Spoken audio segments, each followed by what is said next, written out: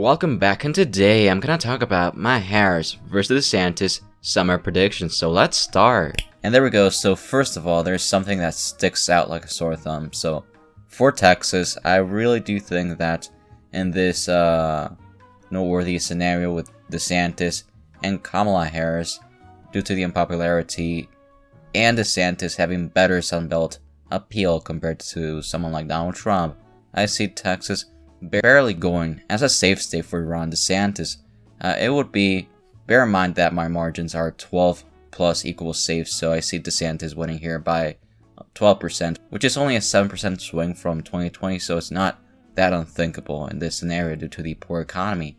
And now for the likely states, let me just talk about them. So for states like Oregon, New Jersey, Delaware would be another one.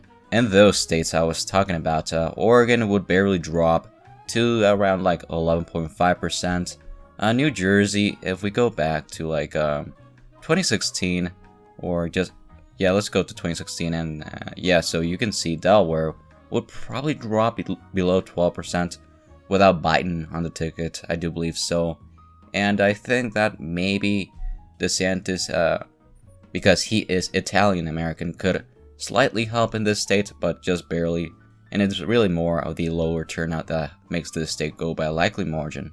And now for other likely states that are kind of like easy to predict. So for the state of Colorado, I think Colorado would be a good state for the Democrats still. Not as good as 2020, of course, but I see Harris winning here by, I'm gonna guess, it could really be a hard one, maybe like 6 to 8%, but it could maybe drop to 5 to 7%. If Ron DeSantis is actually able to do quite well in the suburbs, but it's going to be a likely margin in my opinion. And now for the state of, let's go to Florida. So Florida, with Governor Ron DeSantis on the ticket, I expect this state to be a really good showing for the Republican Party, and could be one of the best showings, I don't know, it could be really since Bush 2004, if not even better than that. I see Ron DeSantis really having a good shot and winning the state of Florida by around, I'm guessing, 8%, maybe could even go up to 10%, but I think it's probably going to be, I'm guessing, just below that 10% threshold. And let's go to the other states. So for the state of North Carolina, it should not be a major surprise for anyone. I think that in 2020, I expected the state to vote to the left of 2016, which it did, and now in 2024, I expect the state to vote to the right of 2020 and 2016, of course. And I see Ron DeSantis winning here by 5 to 7%. And now for major states, in this prediction for Arizona, I truly believe that with Ron DeSantis on the ticket, the poor economy, the recession happening, which I do think would last until 2024, I really do think, and Harris being the presidential nominee, would really be the worst case scenario for Democrats. And not only would it be even more than 2016, the win for the GOP, but I think Ron DeSantis wins here barely by a likely margin of, I'm guessing, 5%, but it could really go up to 6%, but it could really either be 5 or 6% in this scenario, which is crazy to think Arizona would be a likely state since it went to Joe Biden in 2020. And now that's it for the likely states. So as you can see, the Republicans and Governor Ron DeSantis has 246, while Harris has 191. Oh wait, before I forget, for Iowa and Ohio, I do really think that Iowa goes to Ron DeSantis by 13%, a really big swing to the right, while Ohio goes to DeSantis by 12%, just above that safe margin threshold.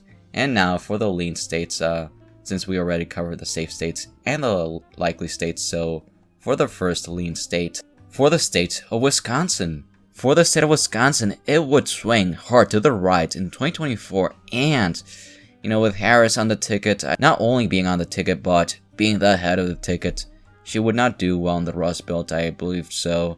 And I do think if Harris is the nominee, as in this scenario, Ron DeSantis would have a solid shot at not only winning here by a lean margin, but perhaps by a likely margin, which could very well happen if, in the wrong circumstances for the Democrats.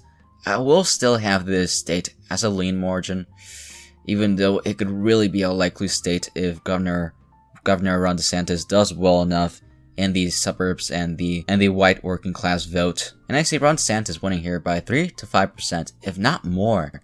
And now for the state of Nevada. So Nevada, and this state would be a decent state for the Republican Party, and I see Ron DeSantis doing even better than what?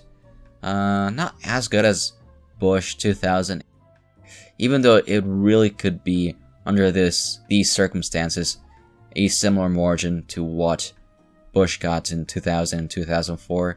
I'm leaning towards DeSantis winning here by slightly less than Bush 2004, but I see this state being a lean state for the Republicans by 2 to 4%, quite an easy win for the GOP in this scenario. And now for the state of Virginia, let's just go to the state of Virginia. I'm not too sure how the state of Virginia would vote. I think it would be a bad timeline for the Democrats. I think Harris is not able to even get to Clinton 2016 numbers. It probably goes back to something like 2012. I'm not too sure. It could even be worse than that. I see, Harris will win this state no matter what. Because of how divided politics are, it's really going to be, the main question will be how much will she win here by. And I think that it could either be 2 to 5%, but it could also be something like 1 to 3%. But, it really depends on how well she gets the turnout in with African American voters, or if people are just sad because of the economy, or just demotivated. And yeah, that's really it for the state of Virginia. And now for the state of Pennsylvania. So for the state of Pennsylvania, which has a lot of working class voters and people that are more leaning towards fracking, which could help the Republicans here. In 2024, Ron DeSantis, he wouldn't do as well in the Rust Belt as Donald Trump, maybe. But it could, I wouldn't be dumbfounded if he actually somehow finds a way to be good in the Sun Belt and the Rust Belt. And in 2024, I see Ron DeSantis winning the state of Pennsylvania by either 1 to 3%, but I'm leaning towards it being more towards 2.5 or 3%. And yeah, let's just go to the state of Georgia. So in 2020, many of you know, big surprise, most people thought North Carolina was going to flip before Georgia, but the opposite happened. And what I think would happen is that I'm not too sure, I don't think it would go to 2016 margins. If so, that would be a no for the Georgia Democrats, but I doubt that it's that bad unless we have a depression in the economy. But in 2024, just a lot due to the poor economy.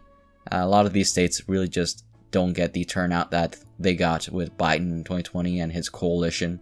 The Harris coalition would not be as good as Biden's coalition in the Electoral College, and I see Ron DeSantis winning here by 1 to 3%, kind of similar to Pennsylvania, but I win nonetheless here. And now for the states of, let's go to Michigan, which is one of my hotter takes in this election. I really do think that Harris will do poorly in the Rust Belt by a big margin, and she would not be able to win here pretty much. And I see Ron DeSantis, I think he wins here by barely a lean margin of like 1.5% if I had to make a guess, really. And for the 2nd district of Nebraska, it really just goes probably back to 2016 margins for Ron DeSantis, and he wins here by a lean margin because he has better appeal to more voters than Donald Trump. And yeah, so let's go to the tilt states. So for the first one, let's go to New Hampshire. So this one was a really tough one for me to decide.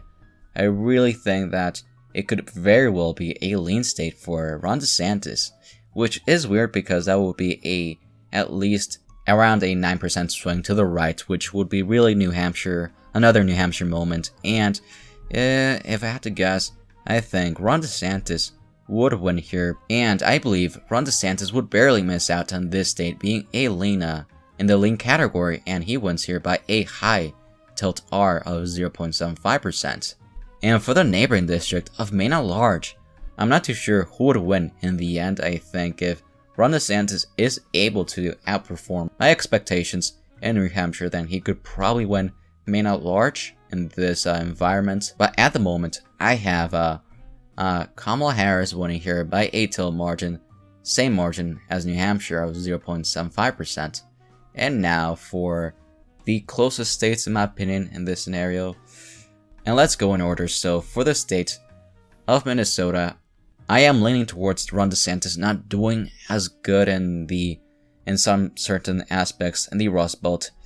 And it would be another huge swing to the right from 2020, and I don't see him being able to get rid of the grasp that the Democrats have in the state of Minnesota, and I see Harris winning here by a tilt margin of like 0.5% to 0.75%, mostly because of the recession and the fears and the gas prices probably gonna go back up.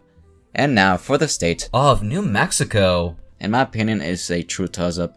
I know I would like to leave it as a toss-up, but I know most of you would hate me for that. And here is my take on what would happen in New Mexico in 2024. So, I see New Mexico swinging hard to the right from 2020. Ron DeSantis barely winning this state by a tilt margin of 0.25% due to his appeal to Latinos and the Latino population swinging more to the right. And as you can see, Ron DeSantis wins with 322 electoral votes, while Kamala Harris has 216 electoral votes. Thank you so much for watching. Please like, share, and subscribe. Stay tuned for the next video.